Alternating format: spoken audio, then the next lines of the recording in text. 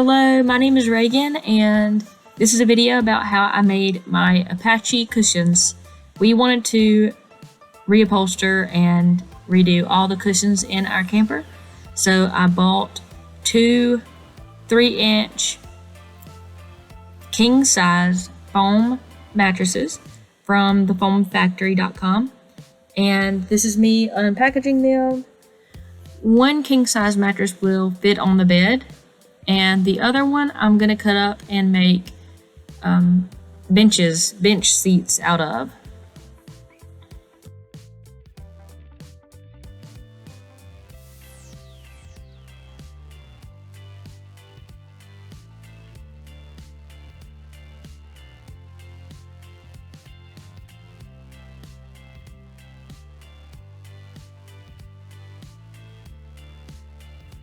So I laid out the king size mattress, and we need to trim it just a little bit. So I took it outside, laid it down, and I used a razor blade, like a box cutter, to cut the mattress into two sections. You can see there, I always make sure you measure everything twice before you start cutting away on something. So that is what they look like placed in the camper.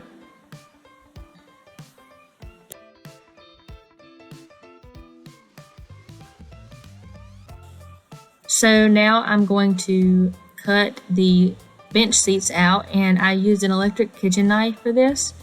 I used some plumbing chalk or whatever it's called.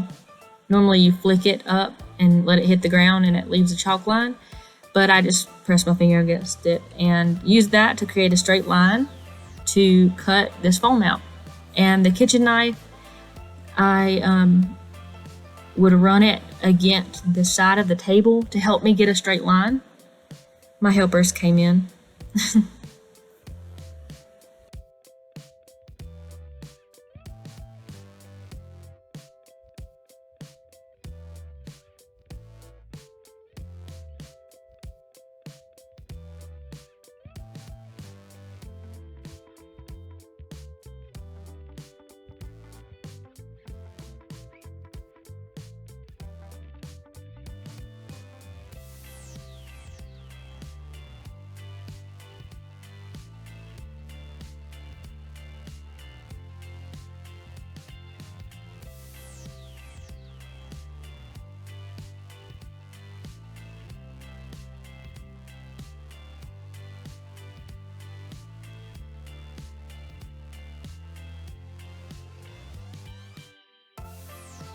Also, I think the faster that you cut with the kitchen knife, the more straight it is, and you need help.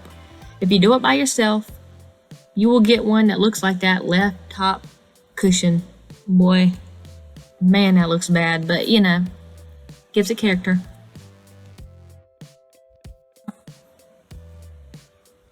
Yep, this is how everything looks, and I still had some foam to spare.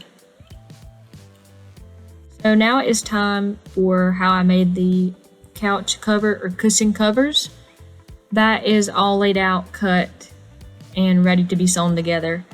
I'll link a video in the description box that will show you exactly step by step how to make cushion covers.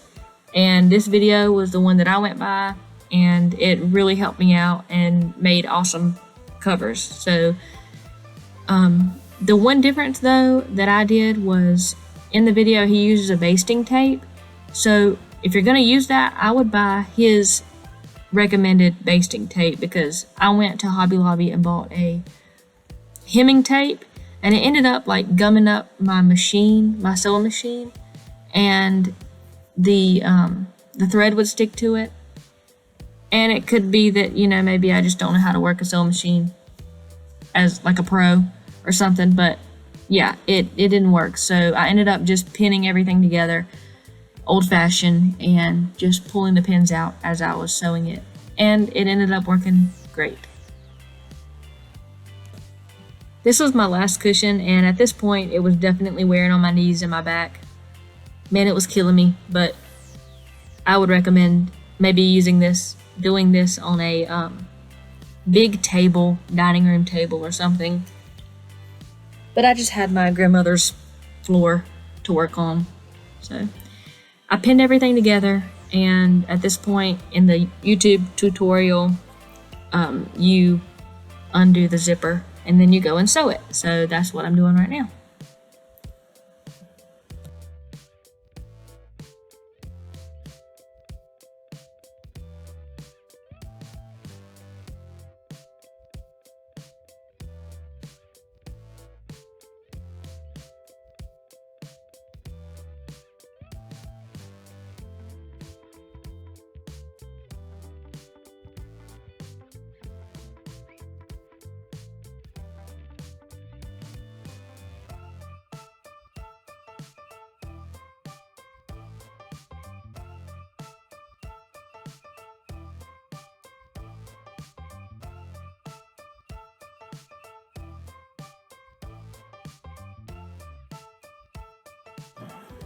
This is just showing how you make sure that you pull that hemmed fabric, that hem side over enough to be able to get the zipper and the fabric in there, and still hide the zipper on the other side as well.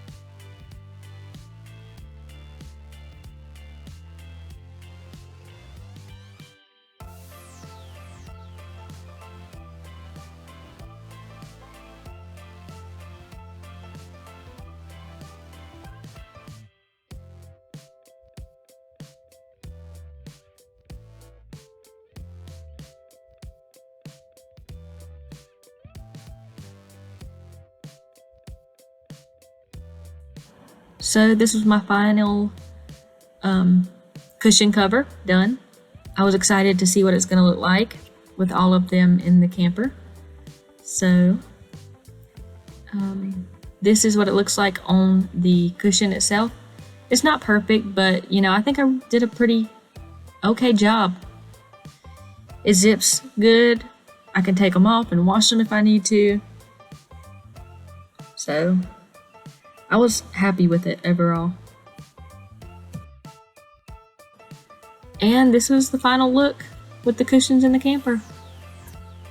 You know, except for the top of that one. It's a little wonky, but you know, it gives it character.